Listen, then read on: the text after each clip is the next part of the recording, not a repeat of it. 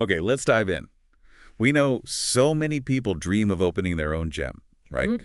But funding, that's often the big wall they hit. It really is getting that cash together, especially when you're just starting, or maybe your credit isn't, perfect.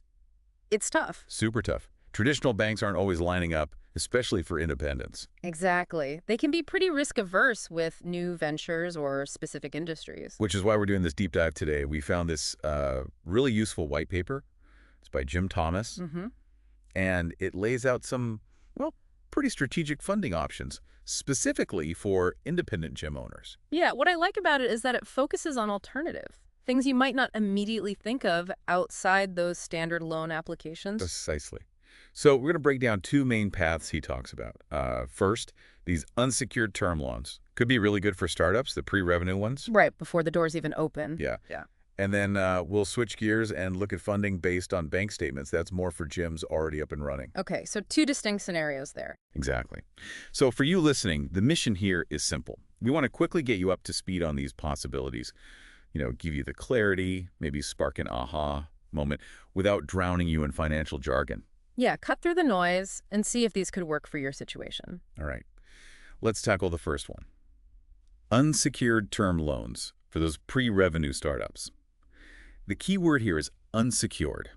What does that actually mean for someone, just starting out? Well, unsecured basically means you don't have to pledge collateral. So you're not putting up your house or the equipment you haven't even bought yet as security for the loan. Okay, that's a pretty big deal. It's huge, especially for new owners who might not have substantial assets to pledge. And according to Jim Thomas's paper, these loans can range quite a bit. We're talking $50,000, maybe up to $400,000. Wow, okay. That's a decent range. And what can you use that money for? Is it restricted? The paper says it's pretty flexible, all the crucial startup costs, getting your equipment, hiring staff, marketing to get the word out, even tenant improvements for the space.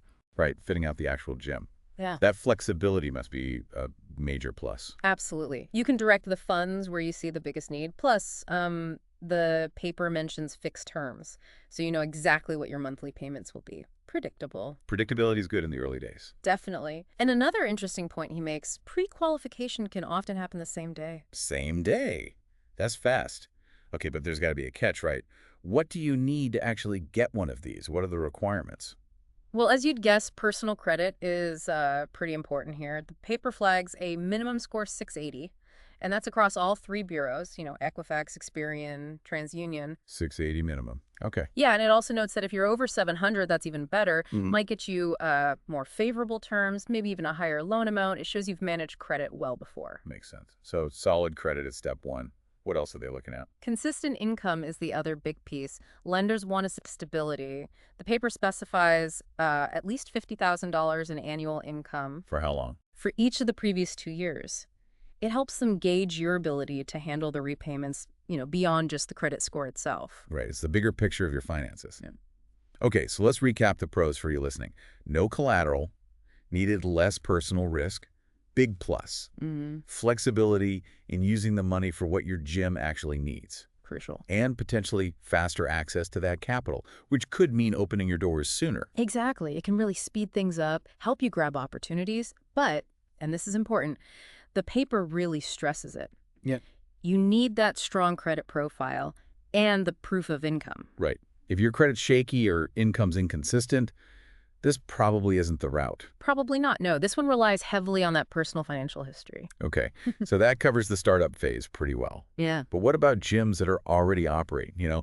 Maybe you've been running for a year or two, you've got members, revenues coming in, but maybe your credit took a hit somewhere along the way. Yeah, that's a common scenario. That's where the second option comes in, right? Yeah.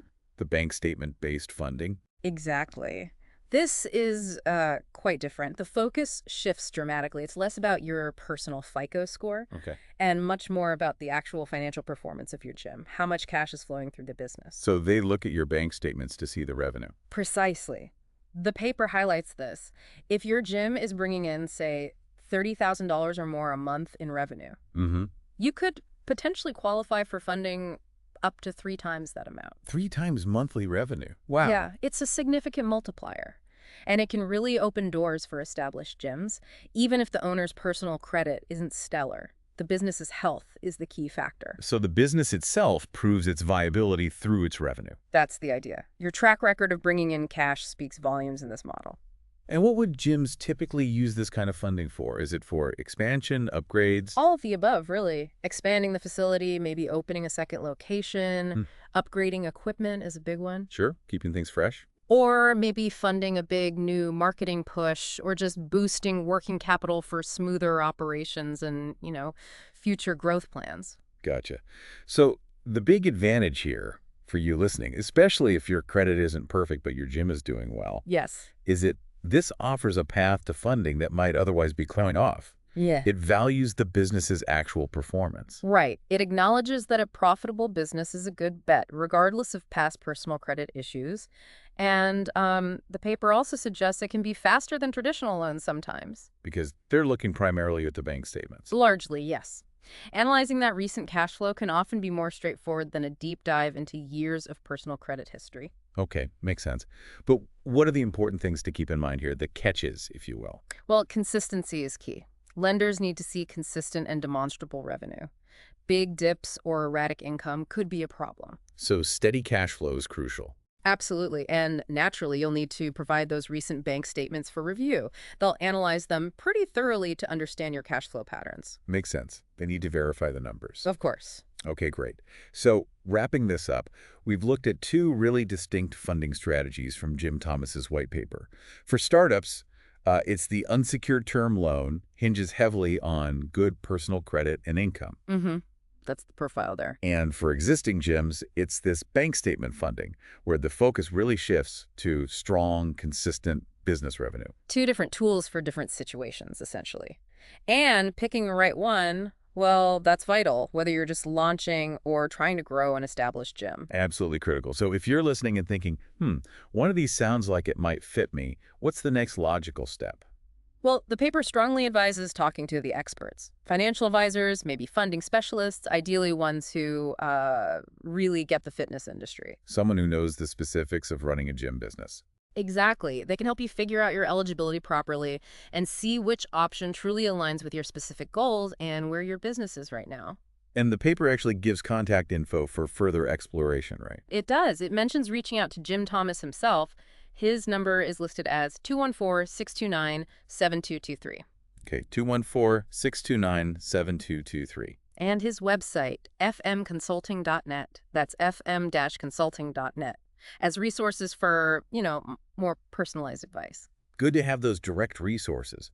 It shows the importance of getting that tailored guidance. Definitely. Generic advice might not cut it here. So here's something to chew on as we finish up.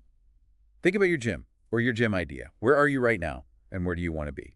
Which of these two models, the credit-focused startup one or the revenue-focused existing business one, feels like the better strategic fit for your next move? Yeah, aligning the funding strategy with your actual stage and financial reality. That's the key takeaway. It really is. Well, that brings us to the end of this deep dive on funding for independent gyms. We hope it's given you a clearer picture of some options out there. Hopefully a useful shortcut to understanding these perhaps less talked about strategies. Yeah, definitely check them out further. If they sound promising, maybe reach out using that contact info for some specific advice. It could be the step that unlocks your gym's next level of growth. Absolutely. We'll be back soon with another deep dive. Until then, keep exploring, keep learning.